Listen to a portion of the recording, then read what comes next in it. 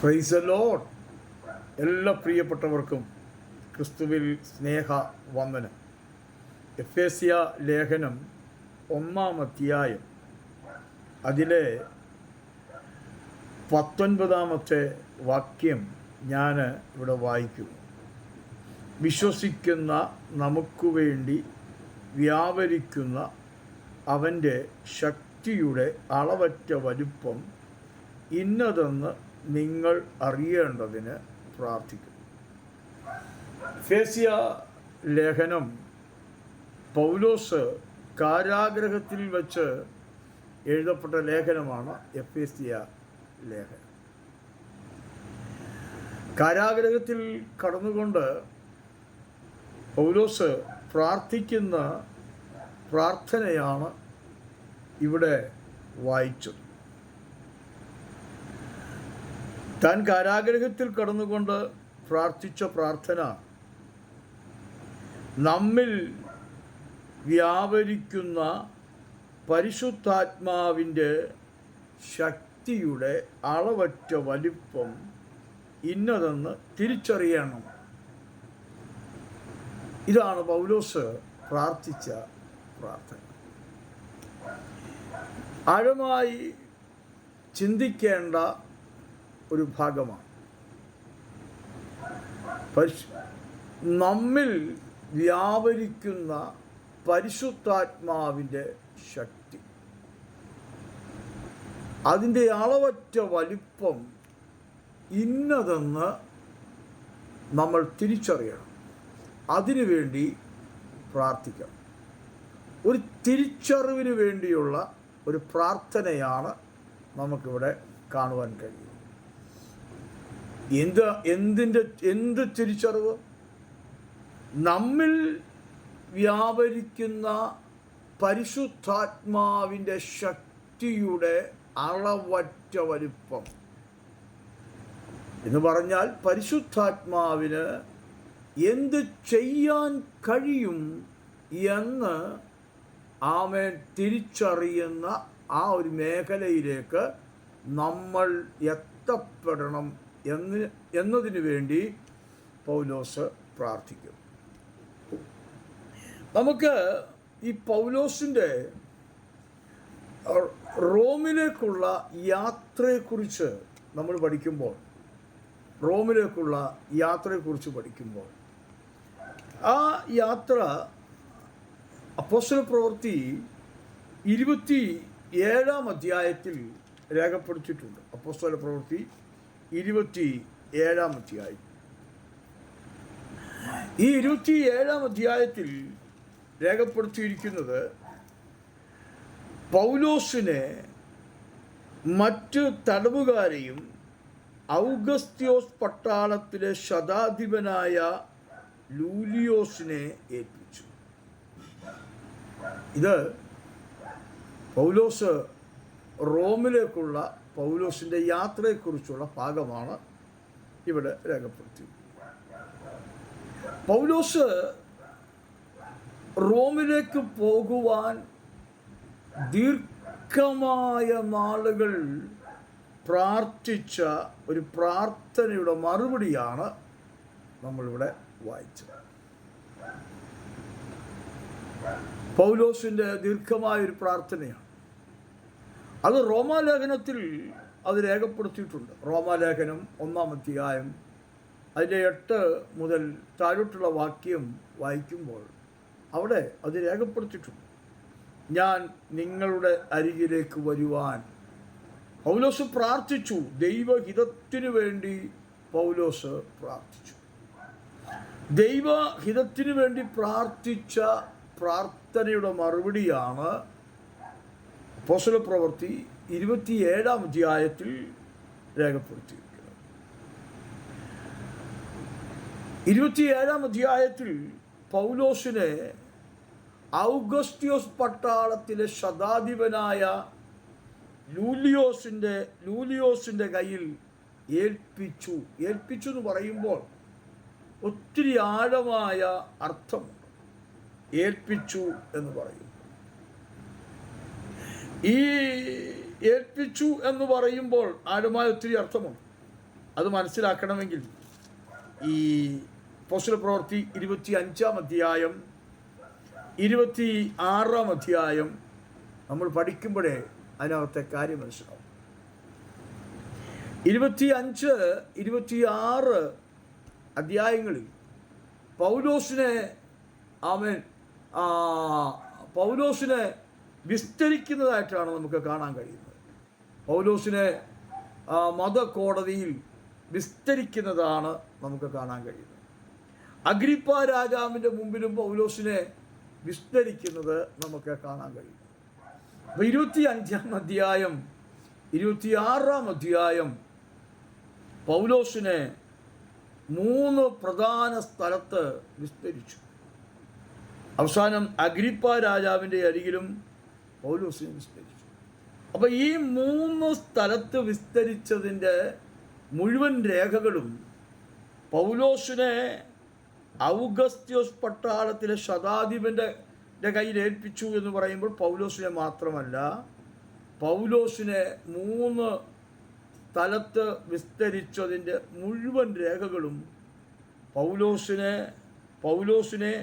ഈ ഔഗസ്ത്യോസ് പട്ടാളത്തിൻ്റെ കയ്യിൽ ഏൽപ്പിച്ചു എന്ന് പറയുമ്പോൾ ഈ 3 സ്ഥലത്ത് വിസ്തരിച്ചതിൻ്റെ മുഴുവൻ രേഖകളും ഈ ഔഗസ്ത്യോസ് പട്ടാളത്തിലെ ശതാധിപൻ്റെ കയ്യിൽ ഏൽപ്പിച്ചു. സ്തോത്രം. എന്നാൽ ഒരു വലിയൊരു ദൂത് കൈമാറാൻ ആഗ്രഹിക്കുകയാണ്. ഇവിടെ നമുക്ക് ഈ 28-ാം അധ്യായം താഴോട്ട് നമ്മൾ വായിച്ചു വരുമ്പോൾ 27-ാം അധ്യായം താഴോട്ട് നമ്മൾ വായിച്ചു വരുമ്പോൾ അതിലെ 14-ാമത്തെ വാക്യത്തിലേക്ക് വരുമ്പോൾ 27-ന്റെ 14-ലേക്ക് വരുമ്പോൾ ഈ പൗലോസും കൂടെയുള്ളവരും യാത്ര ചെയ്ത പടകിൻ്റെ മേൽ ഈശാനമൂലൻ എന്ന കൊടുങ്കാറ്റ് അടിച്ചു. ഇവർ യാത്ര ചെയ്തുകൊണ്ടിരുന്ന പടകിൽ ഈശാനമൂലൻ എന്ന വലിയൊരു കൊടുങ്കാറ്റ് അടിച്ചു. സ്തോത്രം. ഇനി താഴോട്ട് നമ്മൾ വായിച്ച് വരുമ്പോൾ ഈ കപ്പലിലുള്ള സകലമാന സാധനങ്ങളും കടലിൽ വലിച്ചെറിഞ്ഞു. അവസാനം ഒരു പലകയിലാണ് ഇവര് രക്ഷപ്പെട്ട് 28-ാം അധ്യായത്തിലെ മെലീത്തയിൽ എത്തുന്നത്. ഏറ്റവും പ്രധാനപ്പെട്ട കാര്യം, ഈ കപ്പലിൽ ഉണ്ടായിരുന്ന ഈശാനമൂലൻ അടിച്ച പൗലോസും കൂട്ടരും യാത്ര ചെയ്ത ഈ പടകിന് മേലാണ് ഈശാനമൂല കാറ്റ് അടിച്ച് കപ്പൽ തകർന്നു. അപ്പം കപ്പൽ തകർന്നു കഴിഞ്ഞപ്പോൾ അവിടെ സംഭവിച്ചതെന്താ? കപ്പലിലുള്ള സകലമാന സാധനങ്ങളും കടലിൽ എറിഞ്ഞു. ആ കൂട്ടത്തിൽ പൗലോസിനെ 3 പ്രധാന സ്ഥലത്ത് വിസ്തരിച്ച രേഖകളും ആ കൂട്ടത്തിൽ എറിഞ്ഞു കാണും. സ്തോത്രം. പറയാൻ വന്ന ദൂത്, ആമേൻ, അവിടെ നിന്ന് രക്ഷപ്പെട്ട് ഇവർ മെലീത്തയിലെത്തി. മെലീത്തയിൽ നിന്ന് അവിടെ കുറേ സംഭവങ്ങളൊക്കെ നടക്കുന്നുണ്ട്. അതിനുശേഷം അവിടുന്ന് പൗലോസ് 28-ാം അധ്യായം 16-ാമത്തെ വാക്യത്തിൽ റോമിൽ എത്തിയ ശേഷം എന്ന് രേഖപ്പെടുത്തി. ഇതിനകത്തൊരു പ്രധാനപ്പെട്ട ദൂത്, പൗലോസിനെ 3 പ്രധാന സ്ഥലത്ത് വിസ്തരിച്ച രേഖകൾ ഈ യാത്രയിൽ നഷ്ടപ്പെട്ടു. കൈസറുടെ മുമ്പിൽ വന്നിരിക്കുക. അന്തിമ തീരുമാനം കൈസരാണ് പറയേണ്ടത്. പൗലോസിനെ കുറ്റവിമുക്തനാക്കണമോ, കുറ്റക്കാരനാക്കി ശിക്ഷിക്കണോ, വധശിക്ഷ കൊടുക്കണോ എന്നുള്ളത് കൈസരാണ് തീരുമാനിക്കേണ്ടത്. പക്ഷേ കൈസർക്ക് വേഗത്തിൽ ഒരു തീരുമാനം പറയാൻ പറ്റത്തില്ല. കാരണം ഈ 3 പ്രധാന സ്ഥലത്ത് വിസ്തരിച്ചതായ 3 കോടതിയിൽ വിസ്തരിച്ചതായ ഒരു രേഖകളും പൗലോസിനെ പറ്റിയുള്ള ഈ 3 സ്ഥലത്തും ഈ 3 കോടതിയിലും വിസ്തരിച്ച രേഖകൾ ഇപ്പോൾ കൈസറുടെ മുമ്പിലില്ല. കൈസർ എന്ത് പറഞ്ഞിട്ടാണ് ഇവരെ ഈ പൗലോസിനെ വിസ്തരിക്കാൻ പോകുന്നത്? എൻ്റെ പ്രിയപ്പെട്ടവരെ, ഒരു ദൈവപ്രവൃത്തിയുടെ കരമാണ് നമുക്കിവിടെ കാണാൻ കഴിയുന്നത്. ആമേൻ. ആ ഫയൽ അല്ലെങ്കിൽ ആ രേഖകൾ കൈസറുടെ അരികിൽ വന്നിരുന്നെങ്കിൽ, ആമേൻ, കൈസർ ഇടം വലം നോക്കുകയില്ല, രേഖ വായിച്ചു, റിപ്പോർട്ട് വായിച്ചു, വിധി പ്രഖ്യാപനം നടത്തുകയുള്ളൂ. എന്നാൽ പൗലോസിനെ അവിടെ കൊണ്ടുവന്ന് എത്തിച്ചു, പൗലോസിനെ വീട്ടു തടങ്കലാക്കി എന്നാണ് നമുക്ക് കാണാൻ കഴിയുന്നത്. ആമേൻ. ഇന്ന് രാത്രിയിൽ ഒരു ദൂത് ഞാൻ നിങ്ങൾക്ക് കൈമാറുകയാണ്. ദൂത് ഇത്രയുള്ളൂ പ്രിയപ്പെട്ടവരെ. നമുക്ക് വിരോധമായി ഉയരുന്ന ഒരു ആയുധവും ഫലിക്കത്തില്ല. സ്തോത്രം.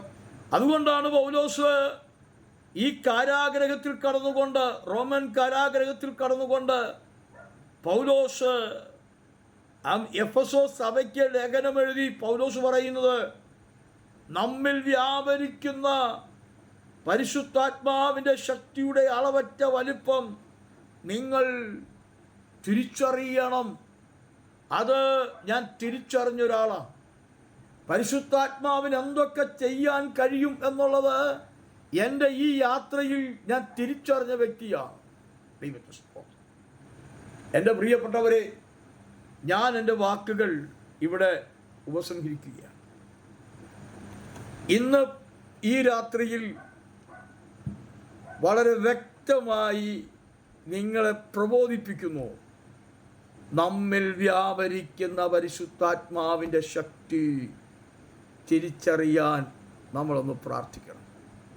അങ്ങനെ നമ്മൾ പ്രാർത്ഥിക്കാൻ തയ്യാറായാൽ നിങ്ങളുടെ മേലുള്ള ദൈവിക വാഗ്ദത്തങ്ങൾക്ക് മറുപടി കണ്ടെത്തുവാൻ കഴിയും.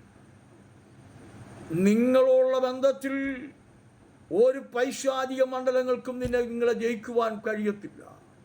നിനക്ക് വിരോധമായി എഴുതിയ രേഖകളെ പോലും അടിച്ചു മാറ്റുവാനിടയായിത്തീരും. ഇന്ന് രാത്രിയിൽ ഈ ദൂത് കേൾക്കുന്ന പ്രിയപ്പെട്ടവരോട് ഈ സ്തോത്രം ആലോചന കൈമാറുകയാണ്.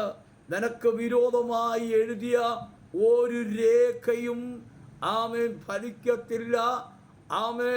കാരണം നമ്മിൽ വ്യാപരിക്കുന്ന പരിശുദ്ധാത്മാവിൻ്റെ ശക്തി ഇന്നതാണെന്ന് നമുക്ക് തിരിച്ചറിയാൻ കഴിഞ്ഞു എങ്കിൽ, നമ്മിൽ വ്യാപരിക്കുന്ന പരിശുദ്ധാത്മാവിന് ഇന്നത് ചെയ്യാൻ കഴിയും, അത് നമ്മൾ തിരിച്ചറിയുകയാണെങ്കിൽ നമ്മുടെ ജീവിതം ഏറ്റവും അനുഗ്രഹിക്കപ്പെട്ട നിലയിൽ മുന്നോട്ട് പോകും. ഇന്ന് രാത്രിയിൽ എൻ്റെ വാക്കുകൾ ഞാനവിടെ നിർത്തട്ടെ. നിങ്ങൾ വലിയ പ്രതിസന്ധിയിൽ കൂടെ കടന്നു പോകുന്നവരാണ്. നിങ്ങൾ പ്രശ്നങ്ങളുടെ മധ്യത്തിൽ കൂടെ കടന്നു പോകുകയാണ്. നാളെ നിങ്ങൾക്ക് എന്താണ് ചെയ്യുക, നാളെ എന്ത് സംഭവിക്കും എന്നുള്ള വല്ലാത്തൊരു ചിന്തയിൽ കൂടെ നിങ്ങൾ കടന്നു പോവുകയാണ്. നിങ്ങളെ സഹായിപ്പാൻ ആരുമില്ല. എന്നാൽ ഇന്ന് രാത്രി ഒരു ദൂത് നിങ്ങൾക്ക് കൈമാറാം. നമ്മിൽ വ്യാപരിക്കുന്ന പരിശുദ്ധാത്മാവിൻ്റെ ശക്തിയുടെ അളവറ്റ വലിപ്പം നിങ്ങൾ തിരിച്ചറിയാൻ ഇന്ന് രാത്രിയിൽ നിങ്ങൾ പ്രാർത്ഥിക്കുകയാണെങ്കിൽ, നാളെ പ്രഭാതമാകുന്നതിന് മുമ്പ് നിങ്ങൾ ഭാരപ്പെടുന്ന വിഷയങ്ങൾക്ക് മറുപടി കണ്ടെത്തുവാനിടയായിത്തീരും.